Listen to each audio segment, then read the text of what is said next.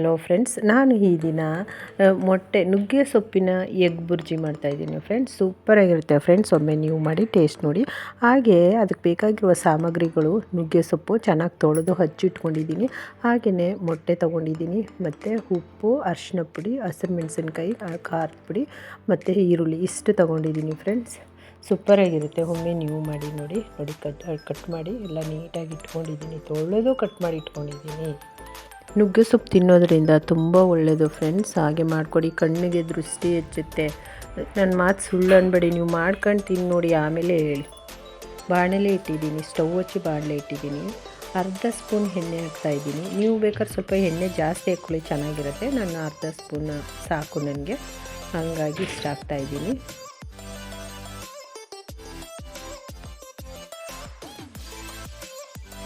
ಎಣ್ಣೆ ಕಾದಿದೆ, ಹಸಿರು ಮೆಣಸಿನ್ಕಾಯಿ ಹಾಕ್ತಾಯಿದ್ದೀನಿ. ಸ್ವಲ್ಪ ಖಾರ ಕಡಿಮೆ ಆಗಲಿ ಅಂತ ಫಸ್ಟೇ ಎಣ್ಣೆಗೆ ಹಾಕ್ತಾಯಿದ್ದೀನಿ. ಲಾಸ್ಟ್ಗೆ ಹಾಕಿದ್ರೆ ಖಾರ ಜಾಸ್ತಿ ಇರುತ್ತೆ, ಫಸ್ಟೇ ಹಾಕಿದ್ರೆ ಸ್ವಲ್ಪ ಎಣ್ಣೆಯಲ್ಲಿ ಕಡಿಮೆ ಆಗುತ್ತೆ, ಅದಕ್ಕೋಸ್ಕರ ಹುರಿದಾಗ. ನಂತರ ಈರುಳ್ಳಿ ಹಾಕ್ತಾಯಿದ್ದೀನಿ.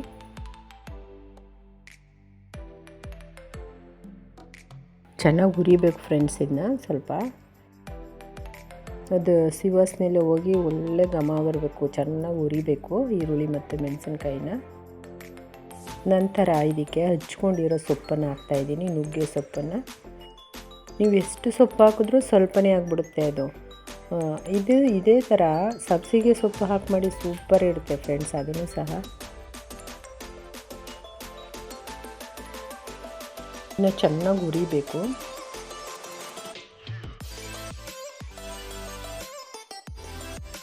ನೋಡಿ ಎಷ್ಟು ಕಡಿಮೆ ಆಗಿಬಿಡುತ್ತಲ್ಲ ಹುರಿದ್ಮೇಲೆ.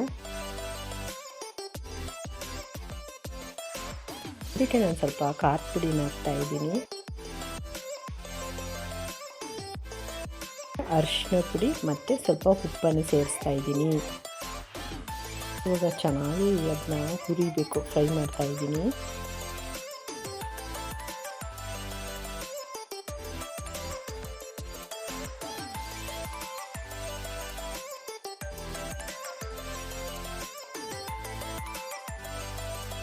ಇವಾಗ ಮೊಟ್ಟೆ ಹೊಡೆದು ಹಾಕ್ತಾಯಿದ್ದೀನಿ.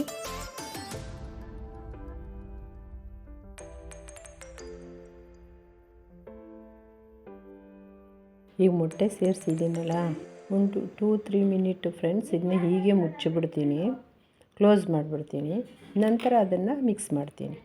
ಇವಾಗ ನೋಡಿ, ಮಿಕ್ಸ್ ಮಾಡಿದೆ ಯಾವ ಥರ ಇದೆ ಅಂತ.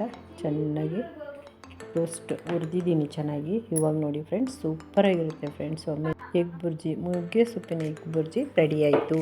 ಹಾಗೆ ಲೈಕ್ ಮಾಡಿ, ಶೇರ್ ಮಾಡಿ, ಕಮೆಂಟ್ಸ್ ಮಾಡಿ, ಸಬ್ಸ್ಕ್ರೈಬ್ ಮಾಡಿ, ಸಪೋರ್ಟ್ ಮಾಡಿ ಪ್ಲೀಸ್ ಫ್ರೆಂಡ್ಸ್.